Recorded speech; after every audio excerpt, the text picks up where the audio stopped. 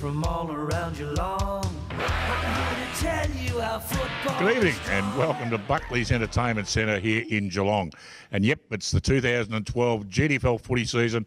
We're here tonight for the pre-season launch and we're looking forward to not only a great evening to catch up with some old friends and see what all the other footy clubs are up to, but the launch of our great 2012 season. And it is great that it's all starting once again.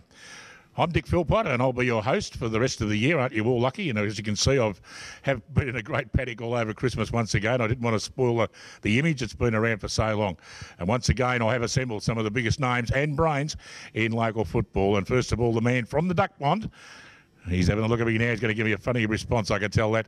Richard Grubby Casons. G'day, Grubby. How you going, mate? I'm very well, thanks, Dick, and glad to be here. Yeah, it's fantastic to get our footy season off and running again. Any big recruiting coups up at the duck pond? Well, yeah, there's quite a few. They've got a lot of new players, and I don't know if they're any good yet. We'll have to wait and see, but they've turned over a hell of a lot of players, yeah. Fantastic. And, of course, the other man who needs absolutely no introduction to the people of Geelong, he's a football legend from the Geelong Cats Footy Club, my good friend and the, well, #1 commentator in local football, Eric Nichols. G'day, Eric. G'day, Dick. It's great to be back again, and I don't know about the #1 commentator. I might have replaced my replacement. Poor old Dale, of course, has put his neck into the noose and going coaching out at Inverleigh, and hopefully I can fill the shoes that he's left for the last few years.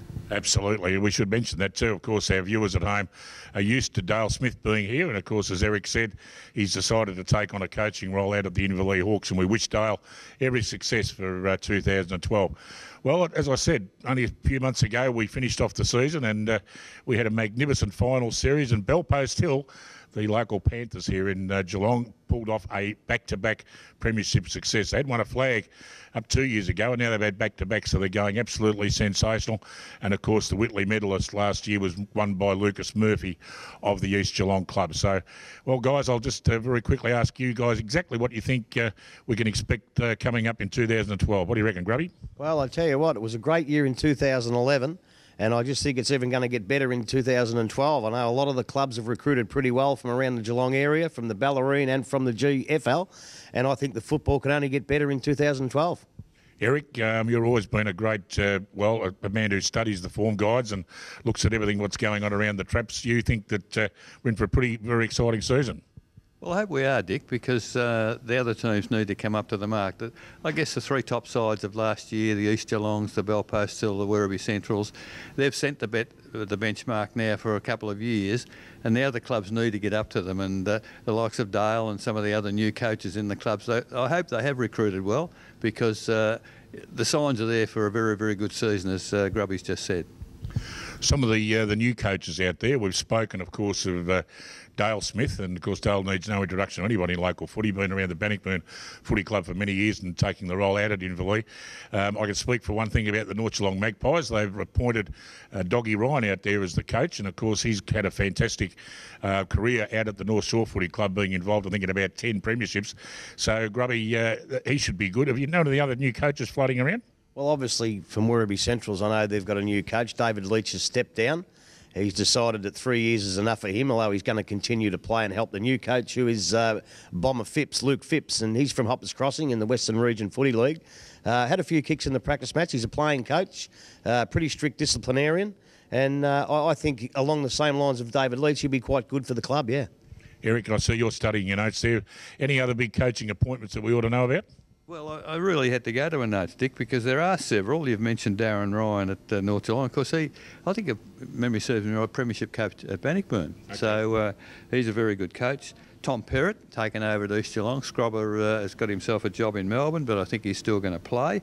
We go down further. An old compatriot of mine, Brett Pollard, has taken the job at Winchelsea. Brett's a former Bell Park player, and he's been in some of the country footy leagues. What's the name? Young Washington out at Geelong West. They've appointed in club, which is probably a good move. He wouldn't be the president out there, Washington, would he? Oh, I'm not too sure what. He's in a bit of trouble. I think he's going to coach the side anyway, Dick, whichever. And Scotty McDonald taking on the job at Anarchy. So there are a host of new faces to us particularly, and I'm quite sure we'll have a great time, Grubby, calling some of these new faces, won't we? Oh, well, you might be. I'll just do the special comments. It's easier to pick those blokes up, yeah.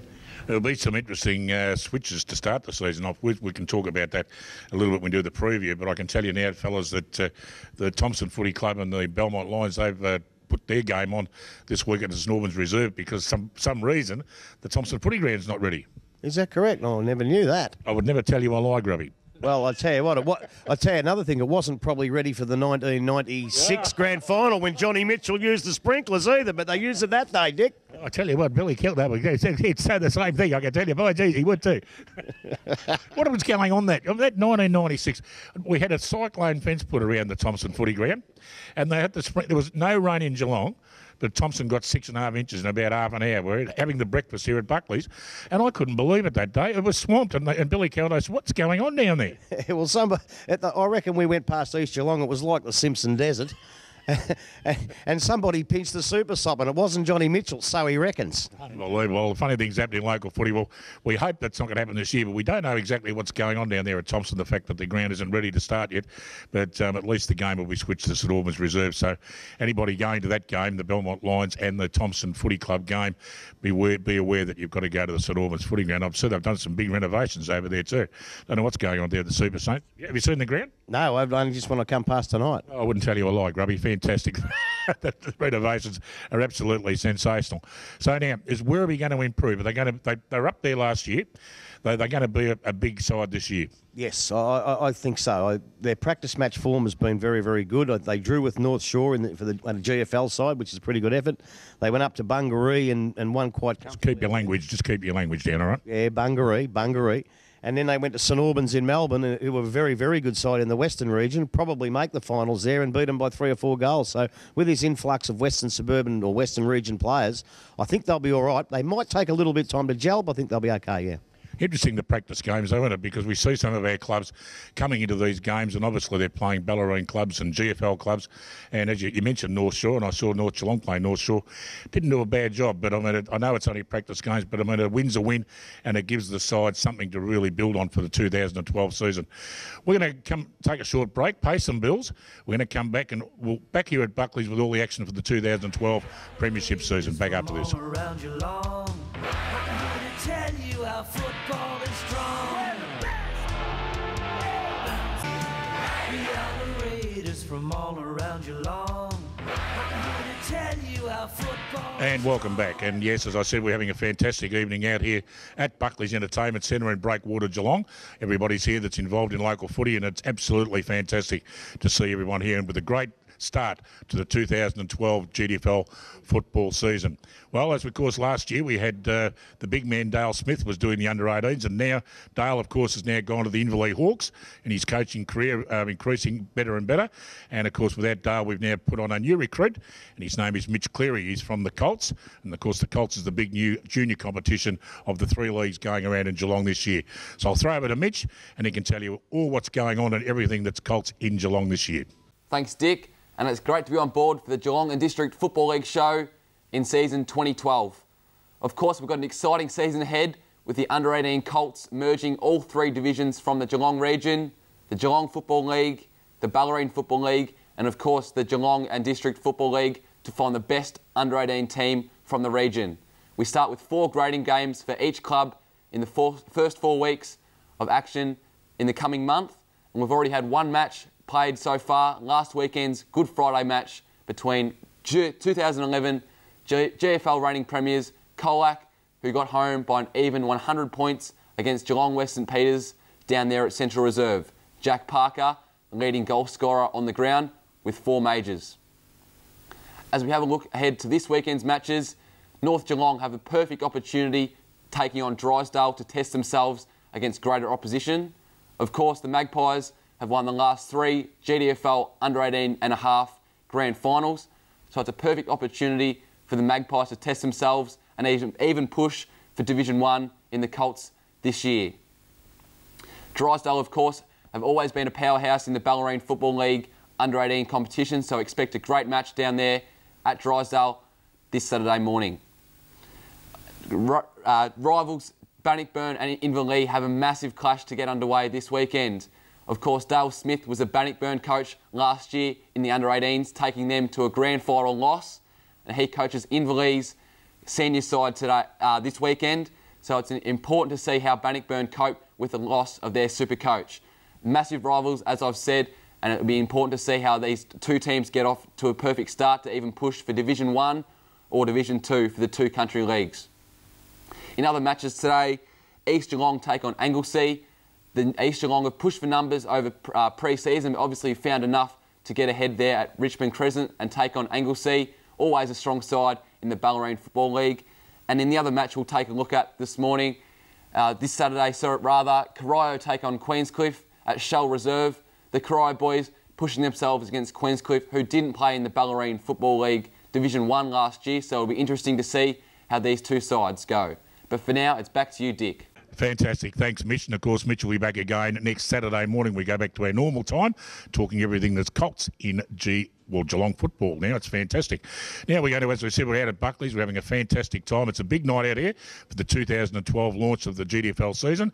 And, of course, the man who loves doing interviews, and everyone knows that for sure, he's now got Neville Whitley, OAM, the chairman of the Geelong District Football League. Here's Eric. What can people look forward to this year, season 2012, in the Geelong District Footy League? Well, I think we're in for an exciting year, and I always look forward to the first game, as I do for the last game, because the grand final is always a special day. But the first week of the season, I look forward to, because they're all unknowns. They're all starting off at square one, and the clubs have all got expectations, and the ones that some will achieve it and some won't. So it's really an exciting time, both in football and netball. It's very difficult, Nev, to find out from some of the clubs whether they've improved or otherwise. Have you got any evidence to say that some of the lowly clubs from last year are going to make an effort this year? Oh, I think that there will be an improvement in the lower clubs, but what happens is, of course, they improve and the top sides go that little step further as well. So there's always that gap between the top and the bottom. But with the recruiting that's gone on and the names that I've seen go through as clearances, I think most clubs have picked up some good players, some GFL players, and some out of Melbourne area, the Western region, where we have recruited very strongly. So it's a wait and see type thing, but yeah, there's a lot of expectation from most of the clubs. I'll get on the controversial for a start. We've got a big game Saturday, supposed to be at Thompson. They tell me it's at St Albans. What's happened? Oh, well, we want to get a bit of practice in for the finals. No, actually, to be quite truthful, Thompson's ground has been renovated over the summer, and the cricketers, have been offered all year, and it's probably a couple of weeks away. So instead, we could have played on it, I suppose, but we wanted to make sure that it's going to be right for the whole year. So we decided to stay off it. It gives us an extra 3 weeks, and that's the right thing to do, to be quite truthful. And on the serious side, Mitch, I know you treat the #1 ticket holder position with the Geelong District Football League with a great deal of pride, being a former player, committee person, president. Yeah. It does mean something. Oh, it means a great deal to me. To be quite truthful, I'm honoured to be the #1 ticket holder. As you well know, Eric, I've been around this league for a long, long time, and I just think football in Geelong is extremely strong. GDFL football has certainly improved over the years, and I'm a grassroots person. I always have been and always will be, so I take a great deal of pride in being the #1 ticket holder. Look, I just reckon it doesn't matter where you are. If there's a local game of footy, I went and watched Drysdale and the Grubbers last week, the Ballerine Football League, but GDFL footy is dear to my heart. I was down at Caninia Park, and the boys who were doing the ground, they're very proud of their shed and their machinery, and they said to me, come in and have a look. And I wandered around the shed, and I saw these goalposts sitting there. And I said to them, what are they for? And they said, I think we'll give them to the cats when they go out to Warren Ponds. And I thought to myself, I know where they'd look good. So I made a phone call, and they're now sitting at Thompson. So it's fantastic. Fantastic to see. Johnny, thank you for a few moments tonight. It's a great occasion, the 2012 launch. Great to see the #1 ticket holder here, and hope you have an enjoyable year. Oh, look, we certainly will. And to everyone in the league, best of luck, both for football and netball, and there's no doubt the netball's made our league even better. So good luck to everyone, and in the football section, I hope someone runs second to Thompson at the end of the year. And thanks very much, Eric, for great interviews there. And, of course, it's been a magnificent night here at the 2012 launch of the GDFL season at Buckley's Entertainment Centre. We're going to take a short break. When we come back, we'll talk about all the action coming up on Saturday morning, or I should say Saturday afternoon. The big fella's totally confused doing the show at night time. Back after this. From all around Geelong, I'm going to tell you how Geelong and District Football League. We are the Raiders from all around Geelong. I'm going to tell you how football is strong. And welcome back. Yes, we're having a fantastic night here at Buckley's. It's been sensational. It's the pre-season launch. And, of course, you would have seen some great interviews in the last segment. And we really are expecting such a fantastic season.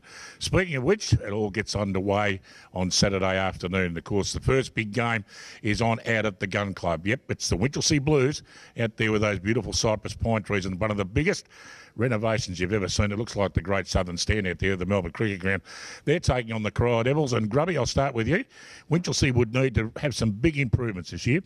Well, yeah, I saw him a couple of times last year with the match of the day, and generally they were very disappointing. A couple of players, McClure and the little fellow with the long hair, can't remember his name. They had some good players, but I just didn't think they played very well the days I saw them. They were very disappointing, whereas Corio themselves, Werribee Central's played against them a couple of times, and they really impressed me with their young kids.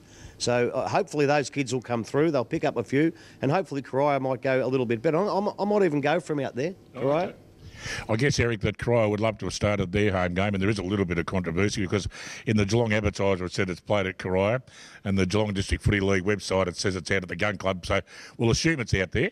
And Corio, I guess, would have loved to have started their game at home at the Devil's Playground, but they've got to travel to the country. Oh, particularly, as Grubby said, a young side, you look to play your early games at home if it's possible. But Mark McDowell, he'll have his side very fit. Shane Manning back into the fold there, back from playing elsewhere. He's a goal kicker. They need goal kickers up forward. He runs pretty hard. And Winchelsea, it's interesting with new coach Brett Pollard, as I mentioned earlier. Simon Bogey, who's probably 4 or 5 years ago one of the best run-with players that the league had. And he played junior footy at Bannockburn. He might be a bit of a help to the Winch side. Be an interesting game. So you go for Eric? Oh, well, I'll go for the home side, but only just. Okay, well, I'll go for the Blues as well, so that's 2 against 1, so we're against you already this year, Grubby. That's going to be going all year, I can imagine that. It's out at Inverleigh Oval, and, of course, our good friend Dale Smythe takes on his magnificent coaching career after a great stint with the Bannockburn under-18 boys, and he takes the big guns now, the Inverleigh senior side, and he takes on Bannockburn. I'll start with you, Eric. I guess it's going to be a very big initiation day for Dale to take on the strength of the Tigers. Well, whispers have it that their practice match form hasn't been real good in Inverleigh, but I do understand a lot of their players have been playing cricket. However, on the ledger in the game, Inverleigh have got Peel, Quinn, Liven, Forbes, all good players have gone.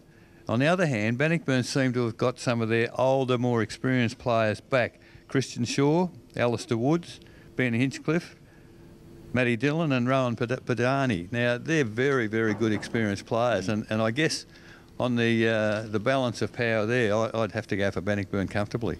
Okay, you got to give Smithy a crack. Look, I'd love to give Smithy a crack. He's gone out there. He's taken on a job with a side that finished third and looked like they could improve.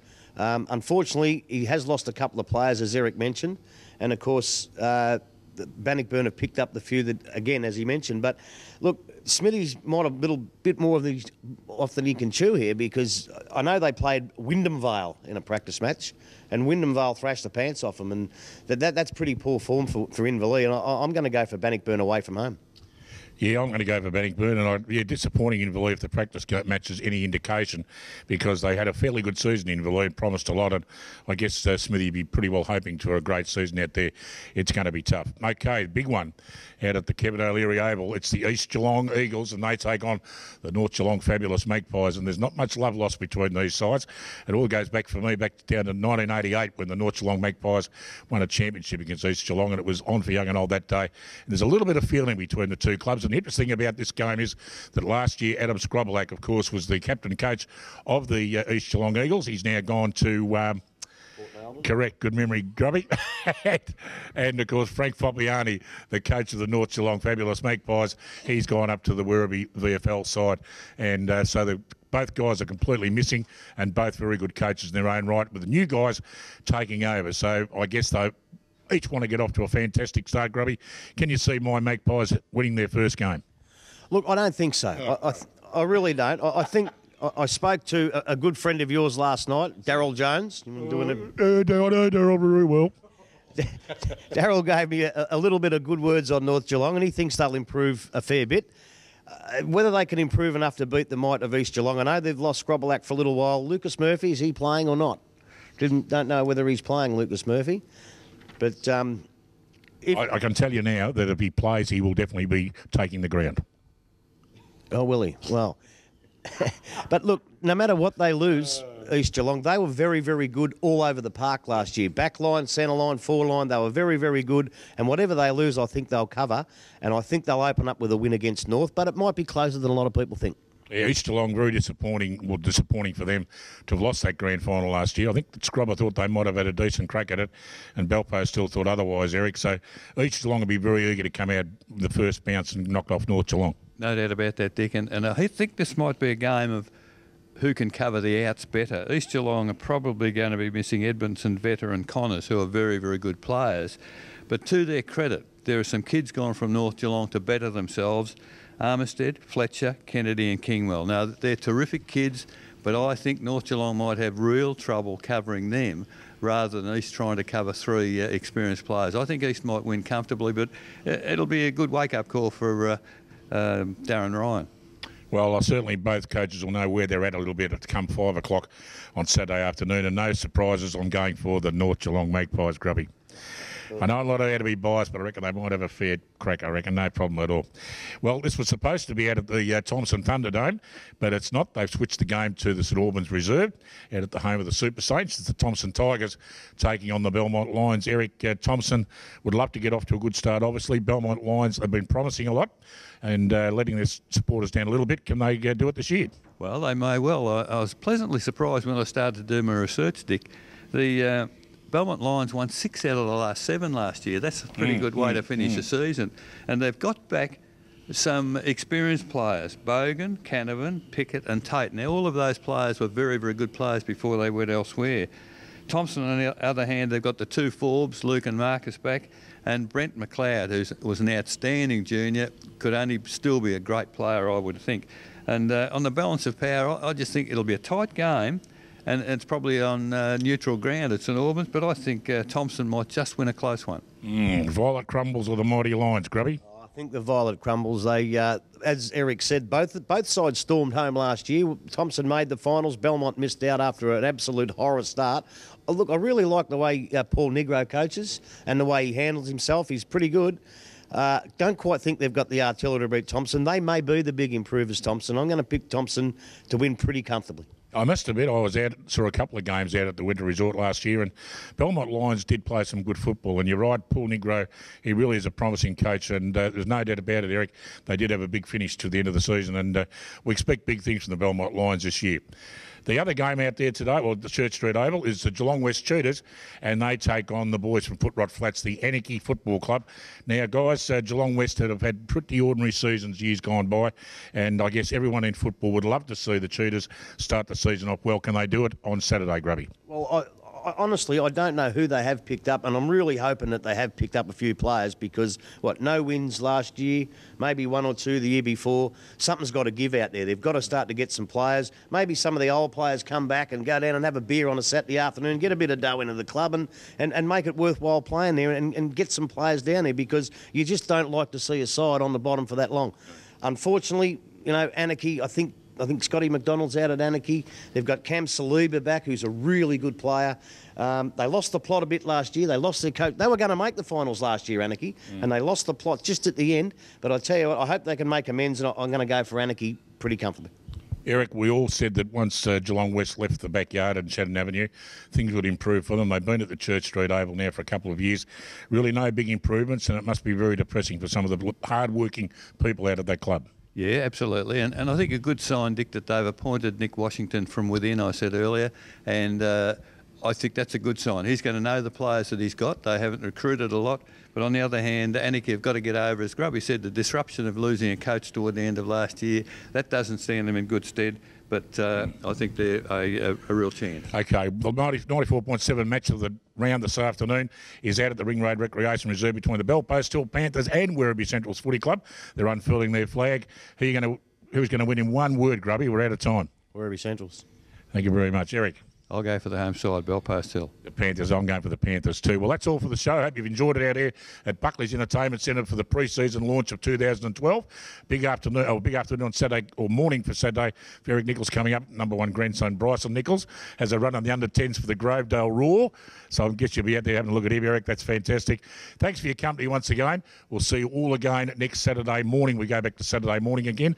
Enjoy your footy on Saturday. Great to be here again in 2012. Bye for now.